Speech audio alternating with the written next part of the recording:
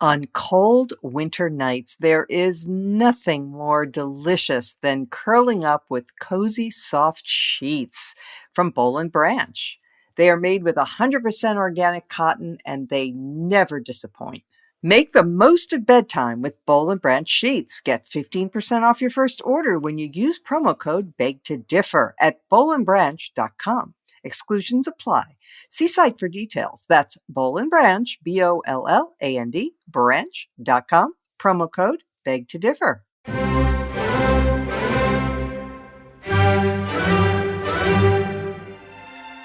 Welcome to Beg to Differ, the Bulwark's weekly roundtable discussion featuring civil conversation across the political spectrum.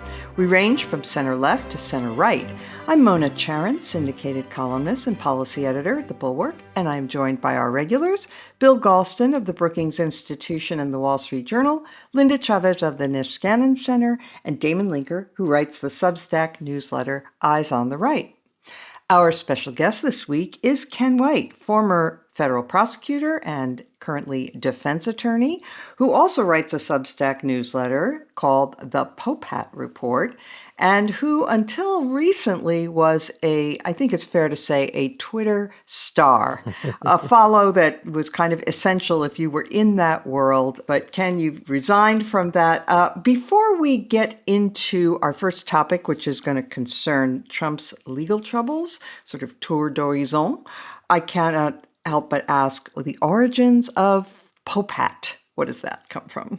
Well, it's actually not a religious reference. It's an old inside joke among friends. There was a friend who was very good at origami and would make a Pope's hat out of a dollar bill. And when he wore it, he was pretty much undefeatable in poker. And so I thought that just as popes speak with infallibility and he played with infallibility, people on the internet tend to speak as if they have infallibility. So it seemed appropriate. Okay, excellent. Okay. Well, this week we have, bubbling up on a number of fronts, Trump troubles, legal troubles. So we have the Manhattan District Attorney, Alvin Bragg, seems poised to issue an indictment. We have news also from Fani Willis in Georgia that she's perhaps getting ready to issue an indictment regarding interfering in the election in Georgia. But let's begin, Ken, with this Manhattan case. First of all, can you just clear up one quick thing? The fact that they invited Trump to testify is being widely portrayed as evidence that they're on the verge of an indictment. Is that right? Well, it's evidence, but it's not irrefutable evidence. So it's true that their policies say that before you indict somebody, you're supposed to invite them and give them a chance to, if they're foolish enough, appear and testify to the grand jury. But that doesn't mean they're necessarily going to do it. And DAs all over the United States routinely run cons on unsuspecting or suspecting targets and tell them things like, well, we're about to indict you, you better come testify, or, we're going to charge you tomorrow, you better plead guilty today before the statute of limitations runs out, only to have nothing happen. DAs bluff as much as anyone else, and so could they be about to indict? Absolutely. Is it absolutely true just because they did this? No. Okay, so this is a person, a prospective defendant, who attempted a coup, who attempted to overturn our democratic system. And the Manhattan District Attorney is fixing to charge him with a misdemeanor under New York state law, which is falsifying business records vis-a-vis the payoffs to Stormy Daniels. So this wouldn't even really be a felony unless he adds something. Can you clarify? Sure. So New York law has provisions that it can be a misdemeanor to falsify business records. And the theory is that Trump was involved in falsifying records to show that money paid to Michael Cohen of former Trump lawyer fame was for Cohen's legal services instead of a way to hide a payout to Stormy Daniels. So the theory is that's falsifying business records. You're right, it starts out a misdemeanor. To make it a felony, they'd have to show it was being done to promote or conceal a different crime. And that's very hard to do because not only has a lot of time passed, but a lot of the intent requirements for some of the crimes you might think of here are very tricky to prove. Mm-hmm. Like, for example, he could say, right, that he wasn't doing this payoff to the porn star in order to make a contribution to his campaign. He was doing it to avoid embarrassment or to keep it from Melania. Well, exactly. And that's the narrative his lawyers are going with, the idea that, no, this wasn't some sort of campaign money skullduggery. The affair didn't happen at all. He was simply avoiding unpleasantness with his family and embarrassment to them and that sort of thing, and using his own money to do it, Yeah. which isn't a crime. It's generally the closer you get to something that a white guy in a blue suit does, the harder it is to prove intent. That's the way the criminal justice system is set up. So campaign finance crimes are incredibly difficult to prove. The intent requirements are often as high as knowing that you're breaking the law and intending to do so.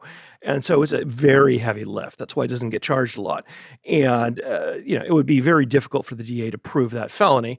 I'm sure, though, he's tempted because it's not very satisfying if you're going to take a shot at the president of the United States, former or not. To do it with a misdemeanor seems kind of anticlimactic. So this guy Pomerantz was on the prosecution team with Alvin Bragg's predecessor, Cy Vance. And then he wrote a book criticizing, I guess, Bragg for not bringing charges, and now Bragg is bringing charges. What's going on with that? Well, first of all, it's unethical for anyone who was an attorney in that situation to be spilling the tea, to be revealing confidences from inside discussions. That applies to prosecutors as much as it would to a lawyer in the private sector. I don't know whether Bragg is specifically responding to that pressure. I think there's a lot more pressure out there to do something, although the question is whether there's pressure to be seen as trying to do something or to actually do it. The saying is that if you come at the king, you best not miss. It's probably a lot worse reputation-wise to take an unsuccessful shot at Donald Trump than it is not to take a shot at all. So, I'll believe it when I see the actual indictment. Didn't we do something similar with John Edwards? But that was a federal prosecution, right? Not a state one, for payments to his mistress and campaign finance violations. There was a campaign finance federal prosecution against John Edwards in which he prevailed. So it demonstrates how difficult it is to go after somebody. And Edwards was arguably easier to go after because he doesn't have a reputation for being a hothead who probably doesn't really go around forming specific intent very often, which is probably the way people see Donald Trump. So yeah, the record is it's very hard to do. And it's often unsuccessful. The feds rarely lose criminal cases, but they do lose campaign finance cases. Damon Linker, I'm going to bring you in here because I know you are deeply skeptical of the idea that prosecuting Trump for anything is the way to go. I imagine you're even more dubious about this New York City case. Well, you'll recall my argument was mainly about federal prosecution. Yeah. The idea that the Justice Department under a Democratic president would seek to indict and throw in jail the former Republican president seemed to be a really bad precedent, and one that would kind of cue up Donald Trump to basically run for president again in 2024 directly against the rule of law. Like the deep state has now infiltrated absolutely everything, including federal law enforcement, top to bottom. And look, they're trying to crucify me. I am your savior, my voters, against the rule of law itself. That I thought would be extremely corrosive and quite bad.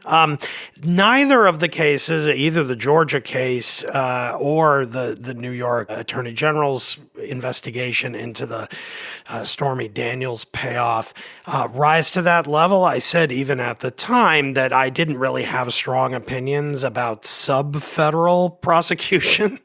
Although I will say that now that it appears that we are queuing up exactly that, there is a way in which, just in terms of prudence, again, not legally. I mean, legally, if he broke the law and there's evidence he broke the law and they think they can make a case and convict him, then, I sort of feel like, all right, fine, let them do what they need to do. But in terms of politics, the Stormy Daniels case is almost absurdly trivial given the actions of this man. I mean, the guy tried to overturn an election, lead or provoke a coup that would have overturned American democracy, and he might be under indictment for paying off a porn star for an affair. It feels like it will be a kind of sideshow and triviality in the midst of the Trump campaign, and so in that respect, a little unfortunate. I think the Georgia case is actually the one that carries more weight and I'm more interested in because it actually involves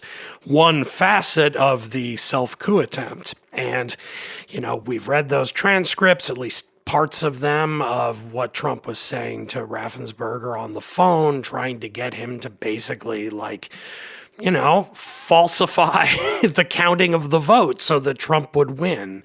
And so the implications there are far more directly tied to the worst of his actions.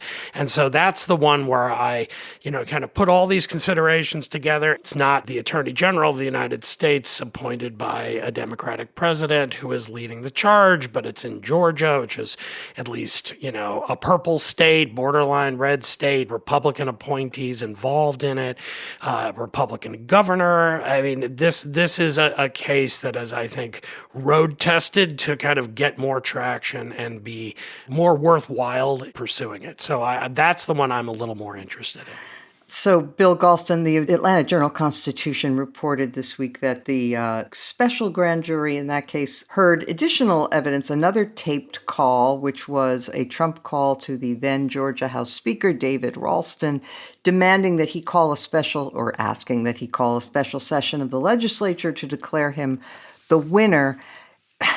So, that one, I mean, everybody's saying this is the strongest case, but honestly, I'm worried about that one too, just because, is that illegal for the president to say, I'd like you to call a special session of the legislature? And David Ralston said, no. It's not like asking him to find 11,780 votes as he did with Raffensperger. Granted. And I'm not going to pretend to be an expert, on Georgia law, but just looking at the Georgia case the way I think most ordinary citizens would, it's going to be hard to justify not indicting Trump, for whatever version of election tampering the Georgia law forbids. I think that case has gone too far to turn back, and that is the case that changed my mind about the wisdom of prosecuting Trump generally. As you'll recall, Mona and my faithful listeners, my original stance was one of deep skepticism towards the idea of prosecuting Donald Trump for anything. But the attempt to pervert the course of the election in Georgia is so manifest, so palpable, and so shocking that if the Georgia prosecutor decides at this point not to proceed, she's going to have a heavy burden of public justification to bear, in my opinion. Linda, I think you are a prosecute and be damned person. I am. I plead guilty. Okay. So when you consider the magnitude of the crimes Trump has committed against the country, the big things, attempting to subvert the rule of law and democracy, the worry is that the Manhattan case trivializes the offenses that Trump has committed by going to this Stormy Daniels story and trivializes the law. And you can make a case, I think, that the Trump people will say this is so political. They trolled through everything in his history looking for something to prosecute, and they picked up this old thing. And honestly, that's going to get traction with a lot of people and thereby possibly bring the law into disrepute. Well, I do agree with you that of all of the cases that might be brought against Donald Trump, this is, in my view, the weakest for lots of reasons, including that people don't generally end up serving jail time for FEC violations for illegal contributions to campaigns. There are some exceptions to that. It has happened, but it's pretty rare. My biggest worry is if this is the first prosecution that is brought and it doesn't go well, or even if, it won't have come to trial by the time other decisions have to be made. But nonetheless, having it be the very first one risks the chance that even people who are not entirely in the MAGA world just tune out after that they just say, well, there's another one. And that was one of the things that made Trump so difficult to deal with when he was president in his various outrages. If it was just one outrage that he committed, if it was just saying that he likes people who don't end up as prisoners of war, when he was really saying terrible things about John McCain. But he always makes it multiple infractions. So he does one terrible thing and we all get very agitated about it. And then 2 days later, he does another terrible thing. And that sort of takes away from the first. And that's what my worry is. So I'm in the camp with Damon, and I have been for a long time, that the Georgia case is a much more substantive, serious case in the sense that it is dealing with an infraction against democracy, that he was trying to subvert a free and fair election, and he was using his power and his authority from the Oval Office to try to bend people to his will.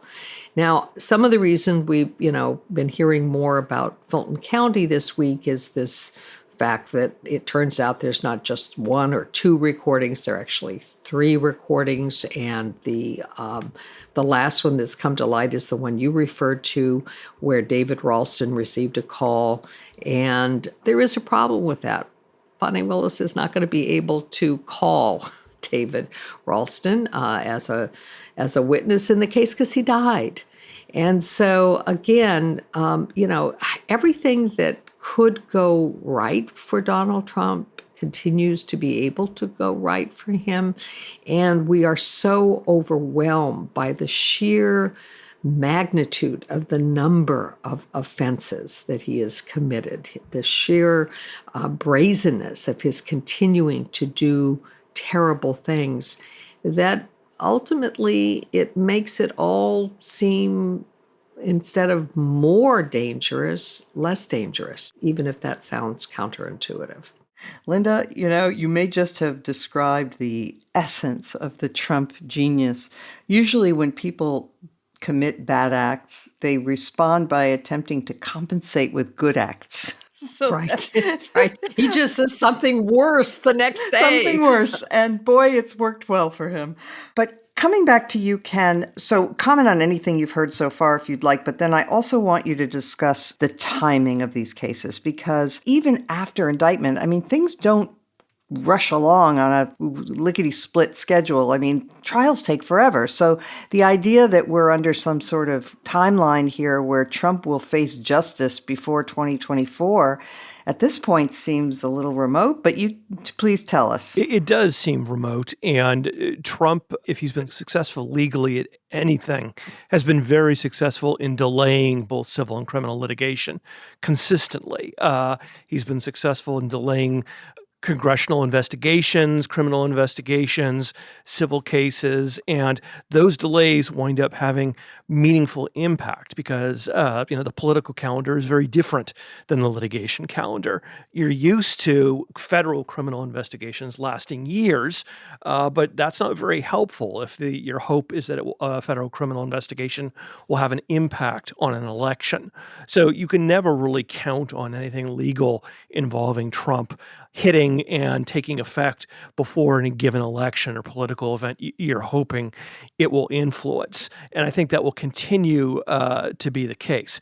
I also agree with what seems to be the consensus that the New York case is unimpressive in terms of importance and is going to be widely perceived that way. I think there's this danger of people thinking, well, sooner or later he has to face consequences, and this is a case, and therefore he ought to face this case.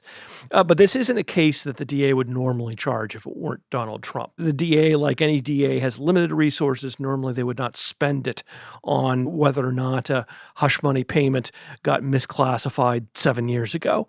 So I think the public will widely perceive that. There's this risk that because people have been looking to do something for so long, it clouds their judgment about whether they can or should do it this time. And what do you make of the Fani Willis case in Georgia? First of all, the procedural posture that they have to convene yet a different grand jury if they're going to indict there, right? Because the first one was not an indicting jury. I don't understand the whole Georgia system. Well, like many states, they have special investigatory grand juries that you can convene for a specific reason, a specific investigation that can take care of gathering all the evidence so that later a decision can be made about charging by a charging grand jury. I'm more reluctant to delve into Georgia law than I am federal law, but it certainly seems to be vastly more substantive. And as people have suggested, the sorts of misconduct involved much more significant, not only for Georgia, but for the country. I don't think we can discount the extent to which Trump's allies in Georgia may be able to interfere with the process through various political moves they're already trying. Things like, increased oversight of DAs and things like that. I think there's a real risk that any charges that are brought there are going to be derailed through political means one way or the other. But the other thing is that you have to understand is that the fact that a grand jury is being used, again, doesn't necessarily mean there will be charges. It is fairly common for DAs to use grand juries as cover for something they don't want to do. And you see this, I think, most often in the case of violence by police officers. DAs will take the case to the grand jury when a cop shoots an unarmed person and the grand jury predictably doesn't indict, and the DA throws up their hand and say, well, what can I do? So grand juries can be tools to use to investigate and indict. They can also be used tools for political cover, basically to give you an excuse for why you're not doing something. But I thought the prosecutors in grand juries are all powerful and they can indict a ham sandwich. Are you suggesting that the prosecutors don't make powerful cases to indict the police in these grand juries? Oh, absolutely. As a prosecutor, I indicted cases in front of a federal grand jury, and you can absolutely determine what's going to happen. And if you can signal to the grand jury, well, the cop was just doing his job and no one sees the transcript and it's done. So I'm not saying that's what's happening in Georgia. I'm just saying that you can't confidently derive an opinion about what's going to happen in the end just based on the fact that the grand jury is being used. Okay. Thank you very much for that. I have a confession. I'm a little bit of a snob about bedding. I like sheets that are beautifully soft, and that's what you get from Boll and Branch. These sheets are fitted perfectly for your bed. They stay smooth and they feel incredibly good against your skin. And on cold evenings, to be able to cuddle up with or without your special someone, but with your special sheets, it's fantastic. I love Boll and Branch because they're incredibly well made. They get better with every wash. They get softer and smoother. You will love these sheets. We even gave some as gifts this year, and they were very well received. So make the most of bedtime with Boll and Branch sheets. Get 15% off your first order when you use promo code BEGTODIFFER at bollandbranch.com. Exclusions apply. See site for details. That's Boll & Branch, BOLLAND, branch.com. Promo code BEG to differ. Who says you can't drink and drive? Take these car keys or you're going to see a temper tantrum. That's what it sounds like when you insist on drinking and driving. So don't be a baby. If you're old enough to drink, act like it. Never get behind the wheel if you've been drinking, because you could end up killing yourself or someone else. And that's not kid stuff. Go to dmvnow.com to learn more. A message from the Virginia Department of Motor Vehicles. And we will now turn to Ron DeSantis, which because I believe that what he did this week could very well be an important hinge moment for the Republican Party and therefore potentially for the country and the world. Namely, he was asked by Tucker Carlson, who is the chief Putin propagandist in this country, about his positions on a number of issues and specifically about Ukraine.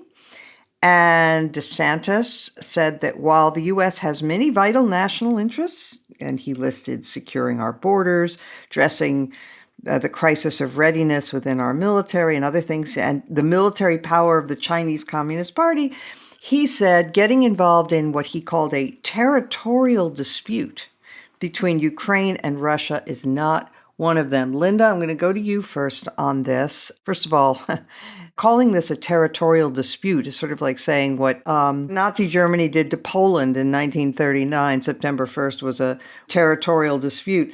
But arguably, DeSantis had an opportunity here to carve out a position of leadership in the Republican Party, and he made a catastrophic decision to just be MAGA.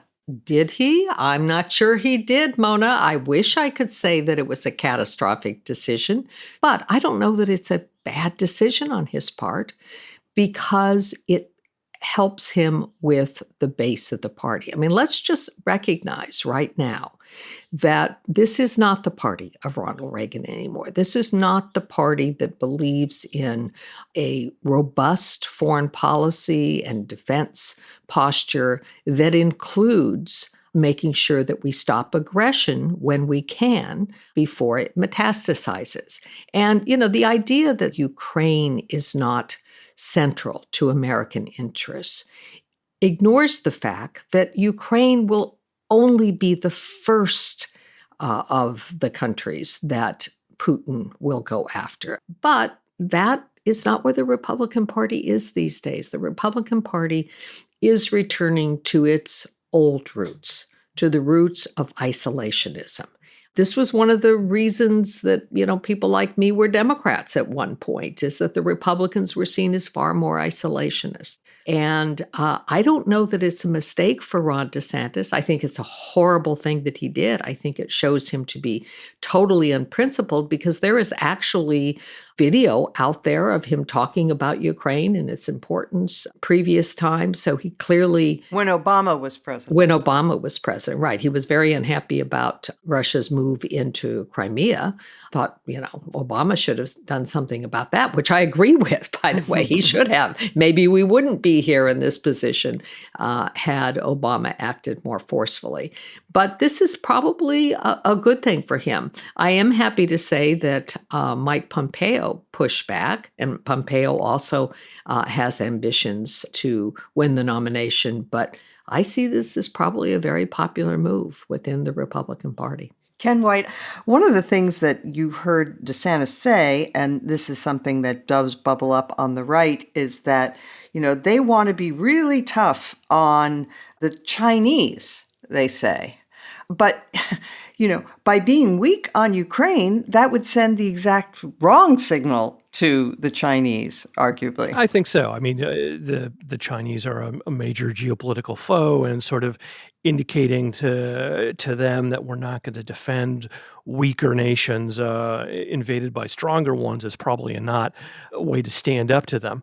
But I would only say, not opining geopolitically, but domestically, politically, that to the extent DeSantis is trying to get caught up in somehow triangulating and maneuvering positions around Trump towards the primary, it seems pretty dumb to me. It seems like basically trying, carefully preparing for a fist fight with a drunk kangaroo. It's just the whole enterprise is a bad idea to begin with. It doesn't matter how carefully you prepare. So if he's trying to think, what outrageous thing Trump will say or accuse him of, he's getting too far into his head and really preparing for something he can't prepare for.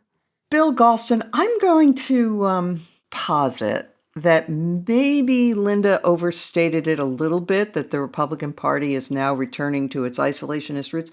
I think the Republican Party actually is, at the moment, kind of soft and unformed. There is, of course, the MAGA wing, but there are also lots of people still in the Republican Party, lots of sort of vestigial Reaganites who like an American defense of democracy and of the weak against the strong and against aggressors.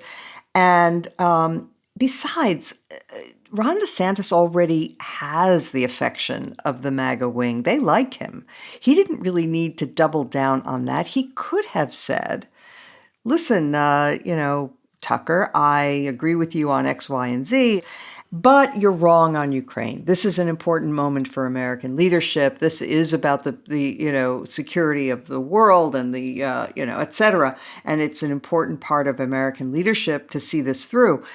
And I think he would have looked like a leader if he had done that instead of like a Trump mini-me. What say you? Well, you've read my mind, not for the first time. Oh. It is certainly the case that the Republican base has drifted away from its earlier posture of support for large aid, significant aid to Ukraine. Not long after the war broke out and we began aiding Ukraine significantly, about 18% of the Republican base said that we were doing too much to help Zelensky and company. Most recent poll a couple of weeks ago, that 18% had increased to 50%. And that's consistent with other survey research. But if 50% have come to feel that way, you're absolutely right. You have the other half of the party that either feels differently or remains unformed on the question. And Mitch McConnell and the Republican senators who are staunch supporters of aid to Ukraine are not out of touch. They're not just talking for themselves. The leaders of the Republican leaders of the various House defense committees who have remained staunchly in Ukraine's corner are not just talking for themselves. And I believe that by doing what he did, DeSantis has opened up space for another candidate in the Republican Party who is prepared to take the opposite side of the issue and articulate in very forceful and principled terms why both Trump and DeSantis are wrong. And so he has perhaps helped himself with a portion of the party, but he has made life much more difficult with the other piece of the party. And I would point out that DeSantis's support is much more heavily oriented at this point towards college graduates as opposed to the Trump base and people who describe themselves as moderate or even liberal, despite all of his efforts to commandeer the conservative base on cultural issues. Has he helped himself with those people? I don't think so. So I'm not sure whether the guy to pick up the mantle of Reagan 2.0 will be Mike Pompeo or somebody else, but that slot is now wide open, and it's a huge opportunity for someone who genuinely believes that the isolationist wing of the Republican Party is wrong and dangerous to articulate the contrary case and emerge as a real leader. Well, Damon, what worries me is that I doubt very much that there is anybody in the Republican Party with the stature and the credibility with the MAGA wing to be able to do what Bill says. I'm afraid that if it's Nikki Haley or Mike Pence or Mike Pompeo, all of them will be dismissed out of hand by many Republicans as being weak or establishment or not MAGA enough. And I feel that the only one who could have done it and soared with it was DeSantis.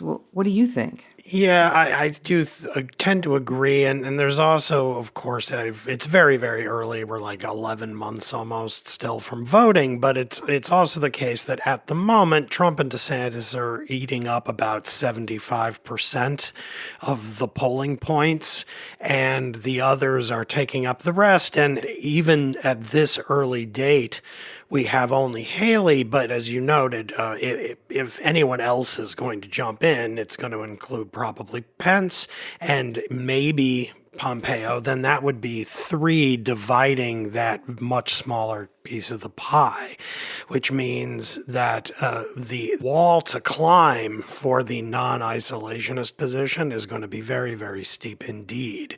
You have to convert a lot of those people in the 75 over to the 25. But I actually want to make a point that, may lead to some beg to differing here. I actually think if you look at DeSantis's remarks, they are not as clear as I think a lot of people, a lot of his critics among conservatives are saying.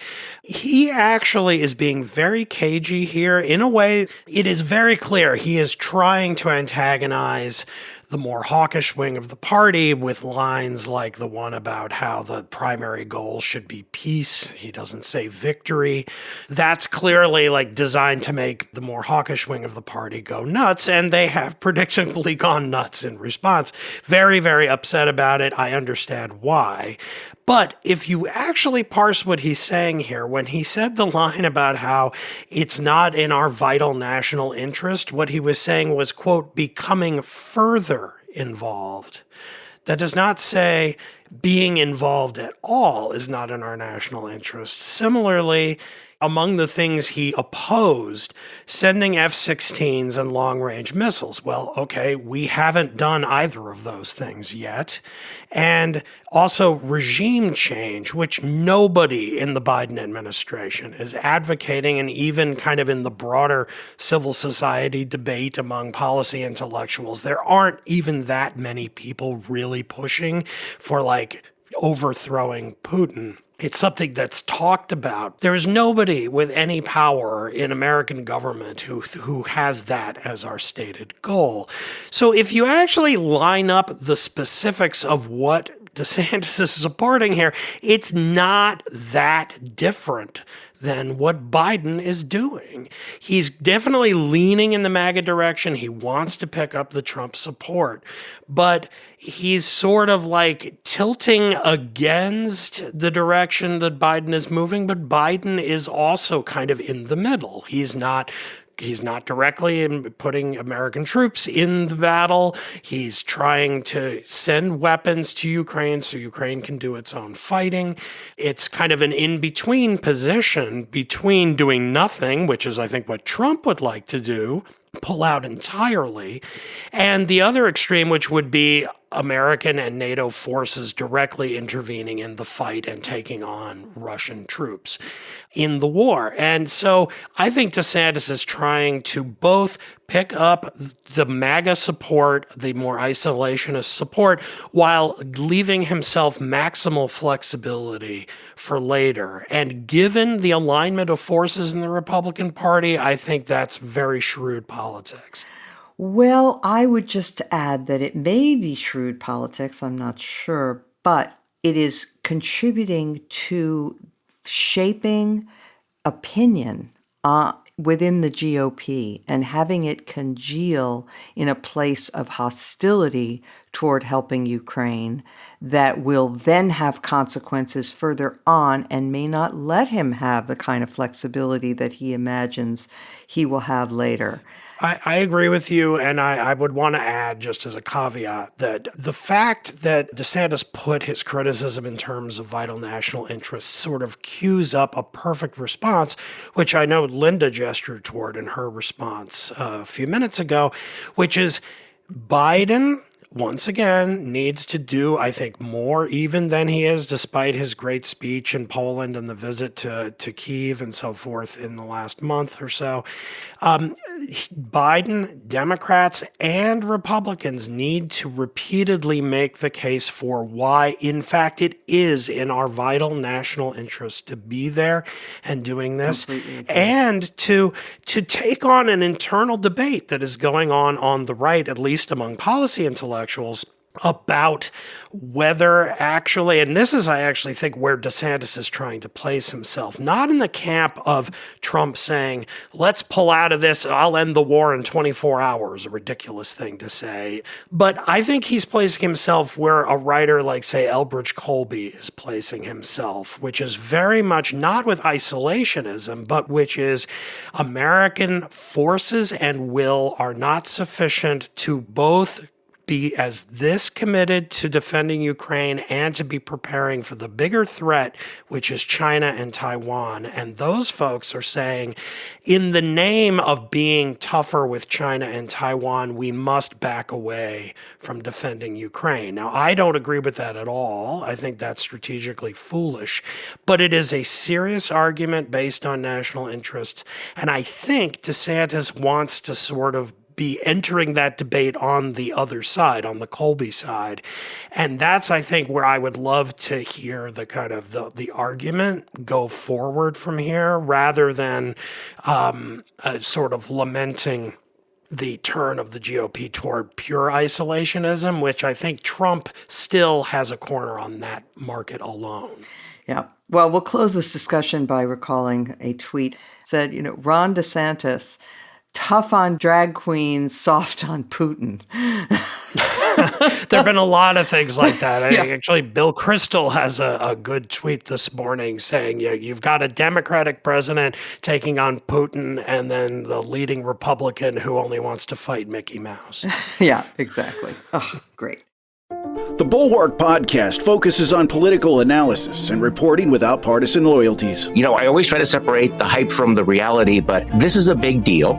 Every Monday through Friday, Charlie Sykes speaks with guests about the latest stories from inside Washington and around the world. How do you spend 7 years in this fever swamp every single day and not lose your mind? Conservative, conscientious, and civil. There's no such thing as risk-free going into a war zone. The Bulwark Podcast, wherever you listen.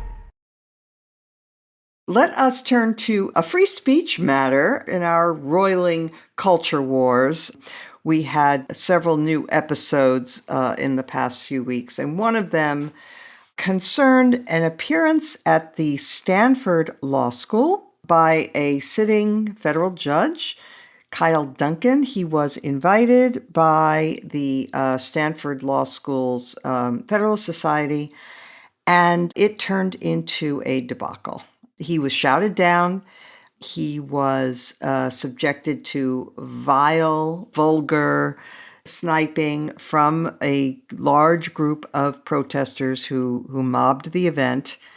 And worst of all, an administrator, Taryn Steinbach, who is their Stanford Law's Associate Dean for Diversity, Equity, and Inclusion, was present and stood up and basically gave a speech saying she wasn't sure that it was worth, she kept saying the juice is not worth the squeeze, meaning that his right to speak should not be upheld despite Stanford's policies on the subject because it upset so many students. Ken White, you had something to say about this week? Yeah, I mean, people were saying I'm a curmudgeon. This is my default stance, but everyone in this made me mad. First of all, Judge Duncan clearly came there hoping for this result. He came in, videotaping what was going on with his phone. He was ready to charge right into the trading insults with the people insulting him. And he immediately went on the inevitable victimology tour on right-wing media. Look how these terrible progressives are mean to me, a mere Fifth Circuit judge. On the other hand, the students were part of a culture that says basically, not only do we have the right to protest and excoriate you, we have a right to shut you down and stop you from speaking.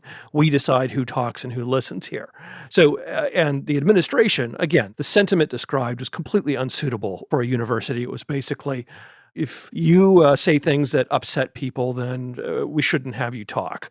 All around, just a terrible performance by every segment that participated in this.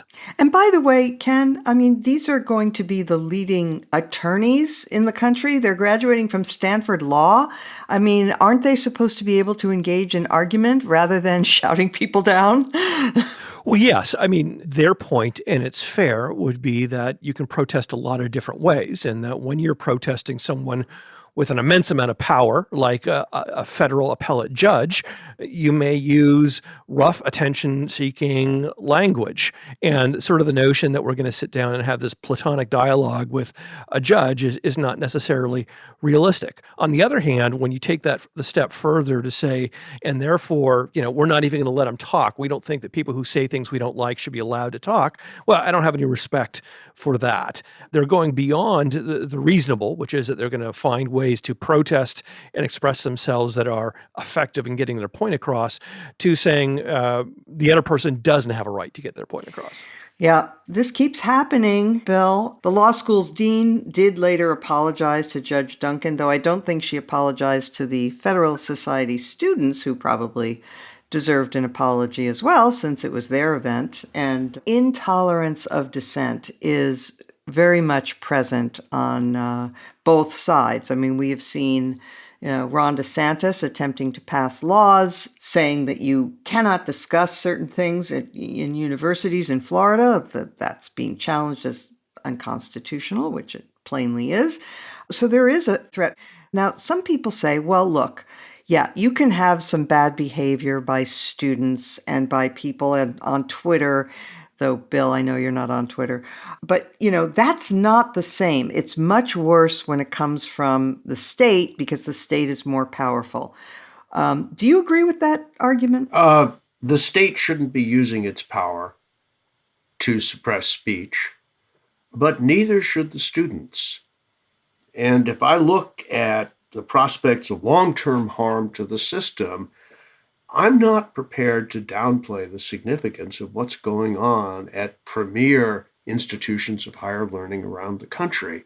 The students are a problem, but the administrators are the real problem.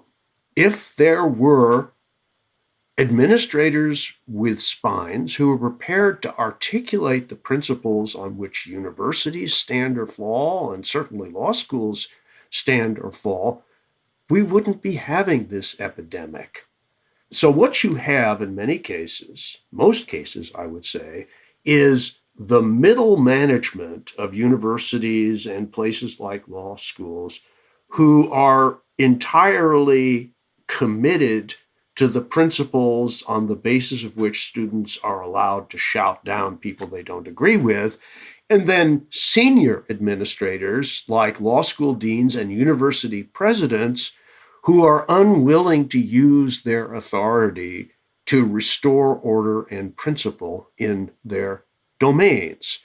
It's one thing for the dean of the Stanford Law School to apologize to the judge. It is a very different thing for the dean of a law school to discipline or dismiss administrators who stand up in the middle of chaos and basically defend the people who have created the chaos. So, now ask me what I really think about it. Yep. So, Linda, do you agree or disagree with any of that? This Steinbach person, the Stanford Law Associate Dean for Diversity, Equity, and Inclusion, basically said that the university's position on free speech really needed to be re-examined and reconsidered. Well, I sort of had a little episode of PTSD when I watched that clip. As you have, Mona, I have had really horrific kinds of protests when I have spoken in the past, including one in which I was physically assaulted, actually punched, when I went to speak at a community college, Hostess Community College in New York. So watching this and watching this administrator brought back all of those memories. And by the way, this was in 1991. So this phenomena has been with us a very long time. And I absolutely agree with Bill that until there are consequences for the actions of the administrators who essentially condoned this. The woman who spoke, who was the diversity and inclusion specialist at the department, she clearly wasn't about diversity or inclusion because she didn't want to include anybody whose views on certain issues differed from the students who were protesting. And she wasn't for, including groups like the Federalist Society in the community. Somehow the Federalist Society had no right to do this, but these anarchic students who came holding up signs and protesting did.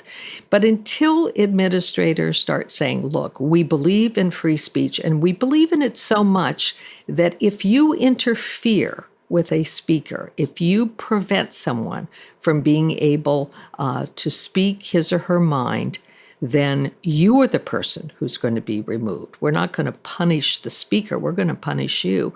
I don't think it's going to change. And unfortunately, I don't see that happening. I especially don't see it happening if the protesters tend to be students of color or students who, have different gender identifications, et cetera.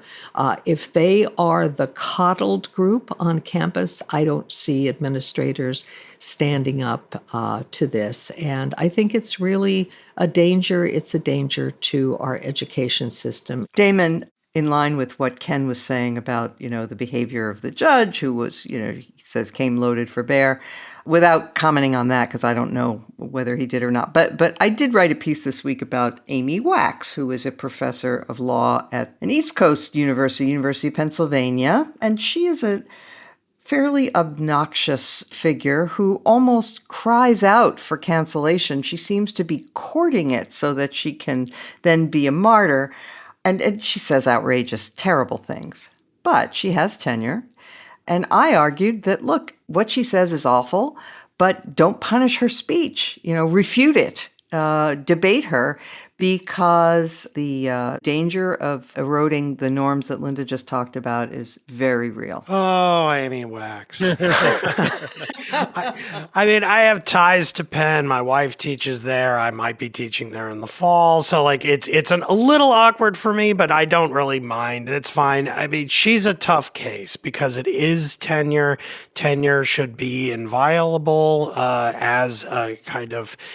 I mean, it's not an issue of the First Amendment when it comes to tenure because this is a kind of internal private organization and it has certain norms, and those include setting up rules that permit the widest possible leeway for thinking and public speech for the sake of academic freedom and the advancement of knowledge. And this all... But academic freedom and political freedom are not unlinked. They're not unlinked, but it's like an extra layer of concern. This isn't someone just on a soapbox, ranting and raving, and then the cops come and try to make them shut up. This is within the bounds of a university that has its own separate additional layer of protections that should make it doubly inviolable that she have her speech quashed. By the same token, as you say, and this applies because I think Ken is right about the judge's intent at Stanford,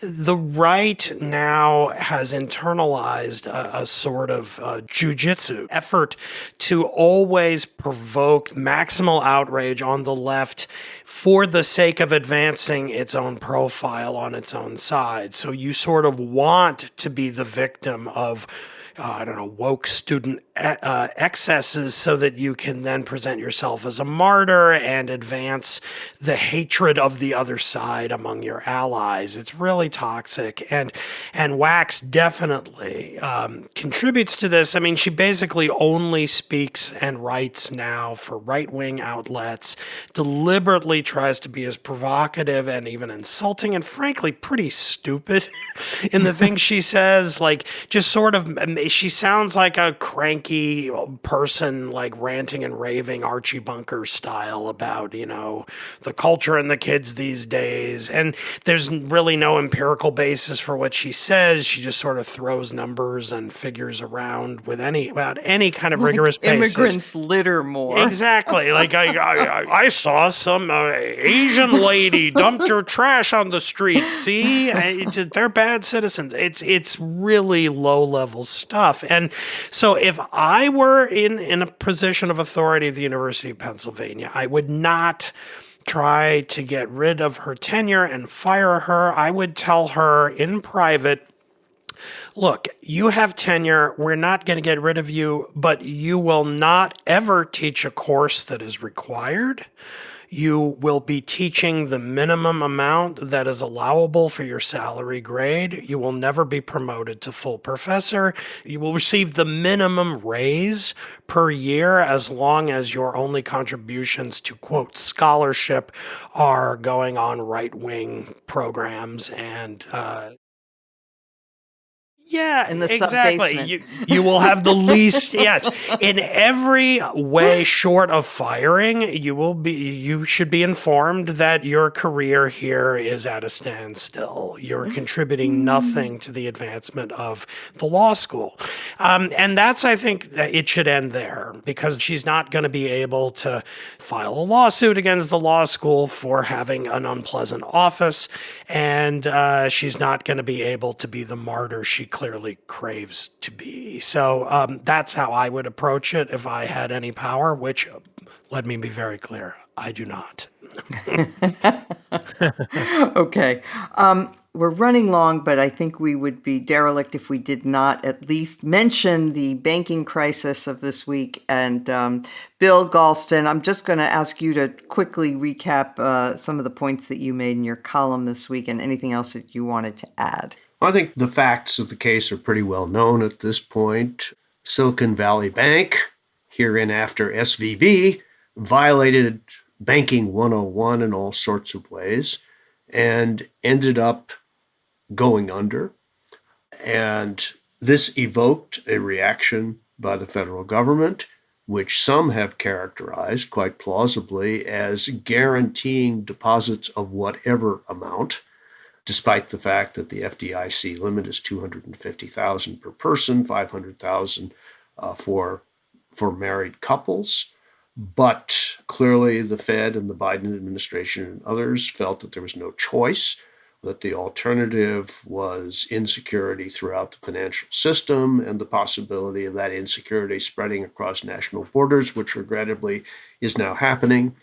And it's raised all sorts of retrospective questions about the relaxation of regulations on mid-sized banks that occurred on a bipartisan basis in 2018. It's also raised questions that I think deserve a lot of future inquiry into the supervisory neglect by the Federal Reserve Board in general and the San Francisco Fed in particular. And so there's going to be what the military calls an after-action review, which is not going to be flattering to a lot of people who've been involved in this sorry episode.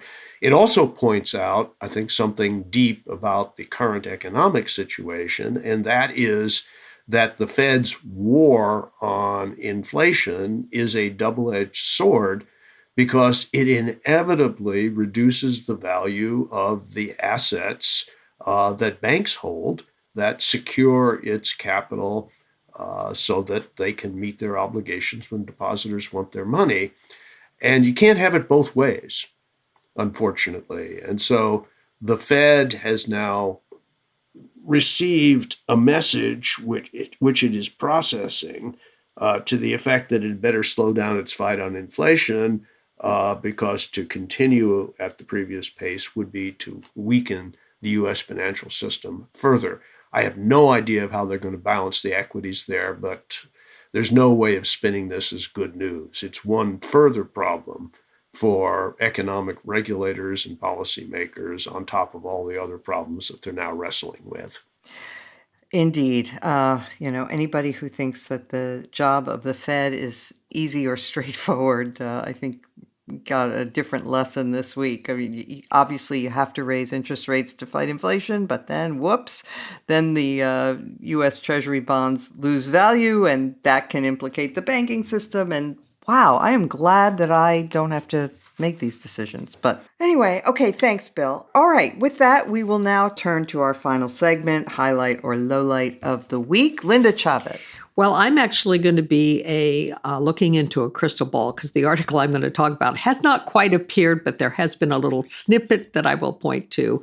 It's an article by Richard Sander. And for those not familiar with that name, he is a UCLA law professor who almost 20 years ago published a really important study that was a critique of affirmative action, but not a critique from the point of view of using race to make decisions about who gets into school or who doesn't, or applying different standards to people based on the color of their skin is morally wrong, and when it's done by government is constitutionally wrong. Rather, his point was it hurts the intended beneficiaries. And I've always considered that one of the most powerful arguments against such programs. So he has got a piece that is going to be coming out in the Journal of Legal Education, which is published by the Association of American Law Schools. He writes about it online at the James G. Martin Center for Academic Renewal.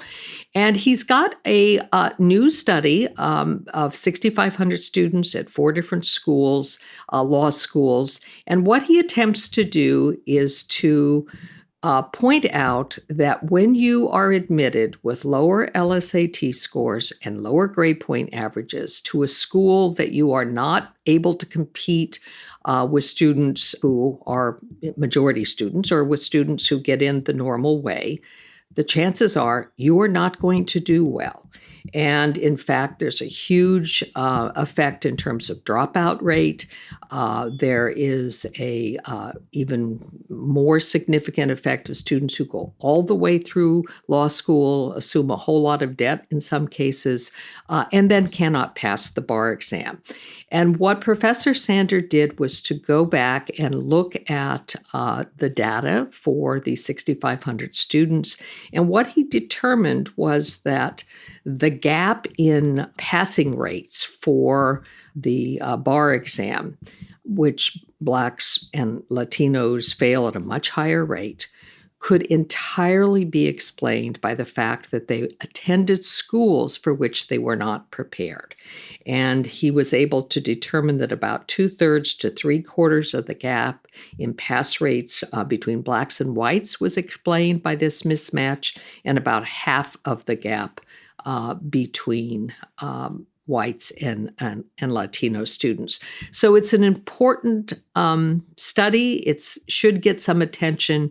And if we are doing something that we think is helping people and it turns out, no, it's actually making things worse, and we have fewer Black lawyers and fewer Latino lawyers because of the misguided attempts to put them in schools for which they're not prepared, then maybe we ought to rethink that. Just a quick question, Linda. Did he compare students with the same grades and LSAT scores who went to different schools? Some went to schools for which he says they were not prepared, and some went to schools where they were more in the middle of the pack. Did he then find that the ones that went to the more matching school did better? They passed. Yeah, okay. Right. Okay. The pass rates of students who attended schools where they were properly matched were identical, more or less, to the pass rates of white students. Okay. So it basically wiped out this gap. And I think that's very important. Okay, thank you. Damon Linker. Well, I want to actually go back to the Silicon Valley Bank story to highlight a very good blog post by Kevin Drum. I believe I've pointed to him at least once before on the podcast. He has a blog titled Jabberwalking, and it's an actual independent blog, not a Substack. It's rare these days that there's still bloggers, but Kevin's one of them. He's very good. And he has a piece titled Silicon Valley Bank Was Fine. It's Silicon Valley that's broken. And he actually digs into some financial documents about SBV's finances, its investments, its the mortgage bonds that it held, the long-dated treasuries that became the problem once people started to ask for their deposits back because the bank was unable to have enough cash to meet those requests. That's what led to the collapse. And he, as far as he can tell, this bank was in a fine state and should have been able to cover these requests had it not been for a bank run that was started, it appears intentionally, by one Peter Thiel and his Founders Fund, which is the venture capital fund that he co-founded.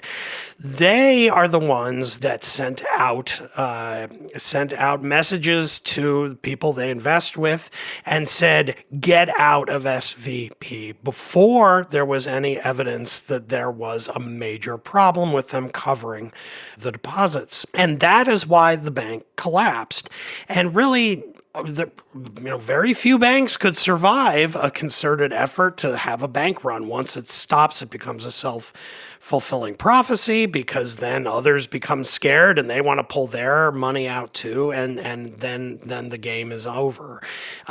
So the real question, I think, here that I hope investigators start looking into is, what was Peter Thiel doing? Was he being foolish? Did he actually become scared when Moody's downgraded them a click in their ratings in that immediate period because there were these problems with the long-held securities and so forth?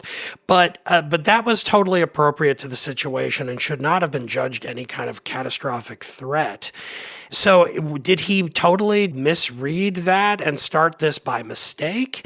Or did, for some reason, he decide he wanted to flex his muscles and see if he had the power within a couple of days to destroy a major Silicon Valley institution? Because in the end, whatever his motives were, that is exactly what he, and really he alone, ended up doing. That's the implication of Kevin's piece. And, it's entirely possible on subjects like this that I fail to understand it sufficiently well to judge the quality of the argument, but I find it a very powerful and well-researched short piece, and I hope people will read it and ponder it as well. And that's not just because I spend a lot of my time focused on the right and remain fascinated by the case of Peter Thiel and the mess that he wants to make of our political system. Okay, thank you. Ken White. Well, I carefully avoided talking about Silicon Valley Bank because I'm functionally innumerate, but I will say that there was a Wall Street Journal op-ed piece that, to me, sort of exemplified how unserious we are as a nation during very serious times. Andy Kessler in this wrote more or less that, what went wrong? We can't help but notice, but they talk about having a diverse board. And he writes, I'm not saying 12 white men would have avoided this mess, but the company may have been distracted by diversity demands. That, to me, is just emblematic of this absolutely ridiculous, useless, poisonous discourse that we're mostly enmeshed in, where we just go for all the hot button topics and vent our spleen and really don't address serious issues. So that was just sort of pandering to people who think that the woke people are the problem with everything in America, and the responses to it. There will be plenty of pandering on the other side. So that type of discourse dominating us is really very much a low light for me.